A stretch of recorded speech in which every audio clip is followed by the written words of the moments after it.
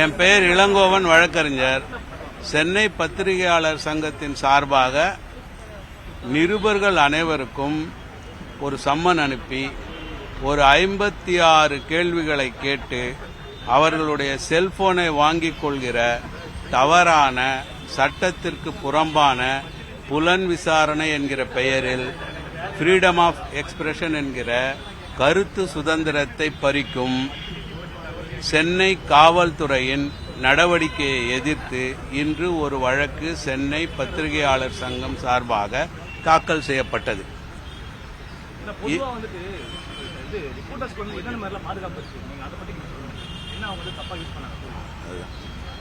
இந்த வழக்கை பத்தி புரிஞ்சுக்கிட்டாதான் ஏன் இது கருத்து சுதந்திரத்திற்கு எதிராக அப்படின்னு சென்னை பத்திரிகையாளர் சங்கம் கருதுது நம்ம புரிஞ்சுக்க முடியும். அண்ணா பல்கலைக்கழக வளாகத்தில் ஒரு மிகப்பெரிய தவறு நடக்கிறது, குற்றம் நடக்கிறது. அது அனைவரையும் அதிர்ச்சிக்கு உள்ளாக்குகிறது. ஒரு 17 வயது 18 வயது உள்ள குழந்தைகள் படிக்க வருகிறார்கள். அங்கு அவர்களுக்கு பாதுகாப்பு இல்லை என்பது எல்லாருக்கும் அதிர்ச்சியாக தான் இருக்கும். அப்படிப்பட்ட அதிர்ச்சி செய்தியை வெளியிடும் பொழுது அந்த செய்தியை அதிகமாக சொல்லிவிட்டார்கள் என்று புலன் விசாரணை செய்யாமல் மெத்தனமாக இருக்கிற காவல்துறைக்கு பத்திரிகையாளர் மேல கோபம். அதனால என்ன செய்யறாங்க அப்படின்னா,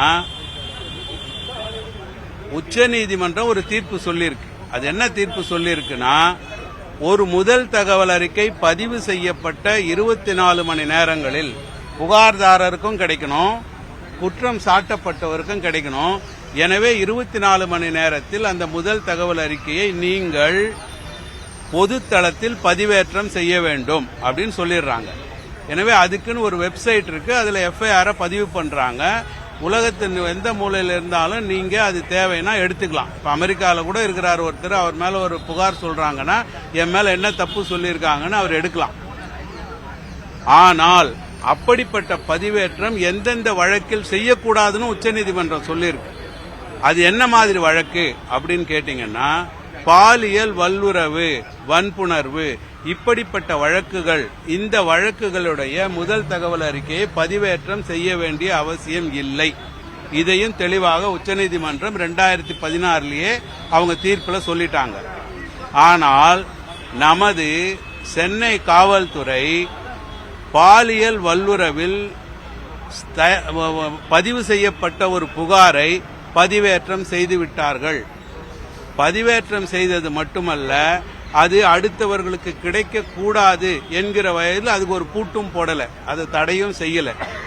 எனவே இந்த FIR எப்படி சொல்றாங்களே அது எப்படி இருக்கும்னு யார் பார்த்தாங்களோ அவங்க கண்களுக்கெல்லாம் அந்த FIR தெரிஞ்சு விட்டது. சோ இந்த மாதிரி நீங்க செய்யறீங்களே, இது மிகப்பெரிய தப்பு என்று நம்முடைய உயர்நீதிமன்றம் சென்னை காவல்துறையை கண்டனம் செய்தது.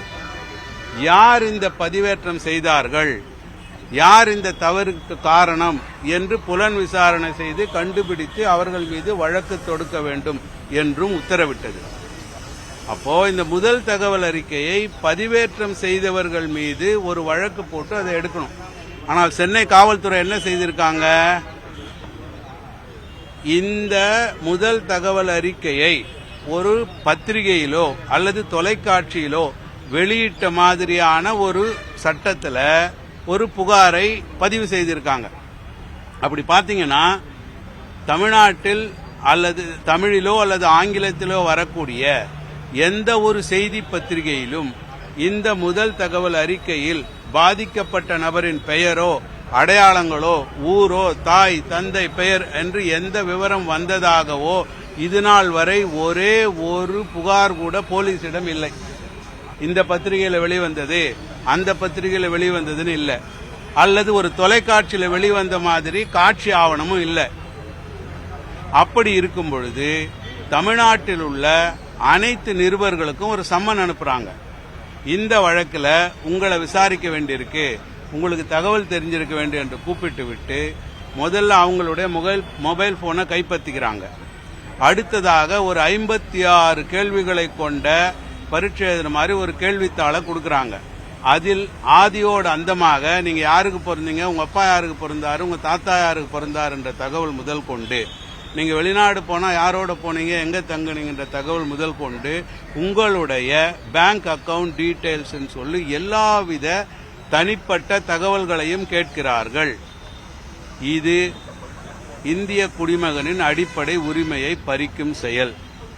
இப்படிப்பட்ட உரிமை பறிப்பு செயலை எதிர்க்கக்கூடிய, அதை அதிகாரத்தில் உள்ளவர்களுக்கு கேட்க வேண்டிய செயலை செய்பவர்கள் தான் பத்திரிகையாளர்கள்.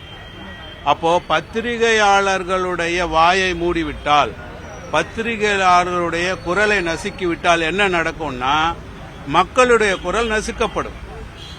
எனவே சென்னை பத்திரிகையாளர் மன்றம் இதை எளிதில் விடக்கூடாது என்கிற காரணத்திற்காக சென்னை உயர்நீதிமன்றத்தை நாடி இந்த தகவல் அனைத்தையும் நீதிமன்றத்தின் முன்னாடி எடுத்து வைத்தாங்க. நீதிபதி அவர்கள் இதை சரியான கேள்விகளாக அரசின் முன்னாடியே வச்சாங்க. ஆனால் அரசிடம் எந்த தெளிவான பதிலும் இல்லை. ஏன்னா என்ன கூப்பிடுறாங்கன்னு வச்சுங்க, இப்போ இளங்கோவனையே கூப்பிடுறாங்கன்னா எதுக்கு கூப்பிடுறாங்க? செக்ஷன் 72 BNSல ஒரு பாதிக்கப்பட்ட நபரின் அடையாளம் வெளியிடப்படக்கூடாது, அது வெளியிட்டீர்கள், அதனால என்ன கூப்பிடுறீங்கன்னா நான் எந்த பத்திரிகையில வெளியிட்டேன், இல்ல எந்த டெலிவிஷன்ல சொன்ன, இல்ல ரேடியோவில் சொன்னேன்னு எனக்கு சொல்லணும். அப்பதான் அது நானா, என் குரலா, என் முகமா, என்ன மாதிரி மிமிக்ரி பண்ணாங்களா, நானே தானான்னு நான் பதில் சொல்ல முடியும்.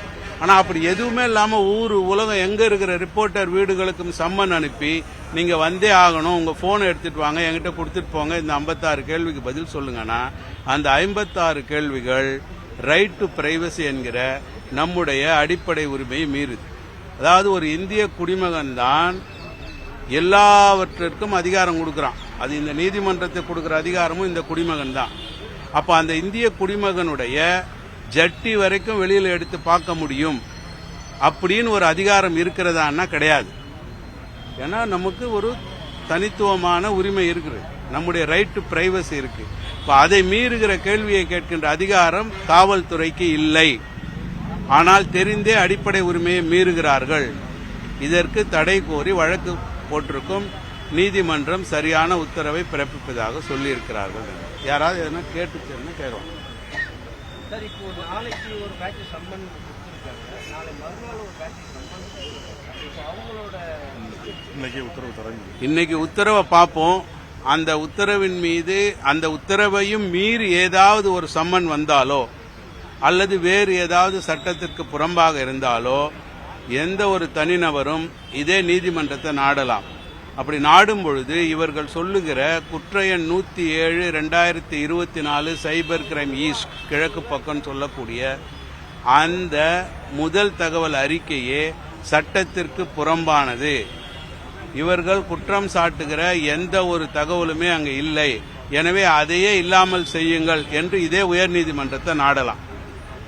என்னுடைய சட்ட அறிவின்படி ஒரு பப்ளிகேஷனும் இல்லாம, ஒரு பிரிண்டிங் மெட்டீரியலும் இல்லாம செக்ஷன் 72 BNSல வழக்கு இருக்கு, நீங்க வாங்கன்னு சொல்லுவதே சட்டத்தை மீறிய செயல்.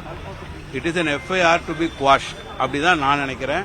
அப்படித்தான் நம் நீதிமன்றத்தை நாட வேண்டி இருக்கு.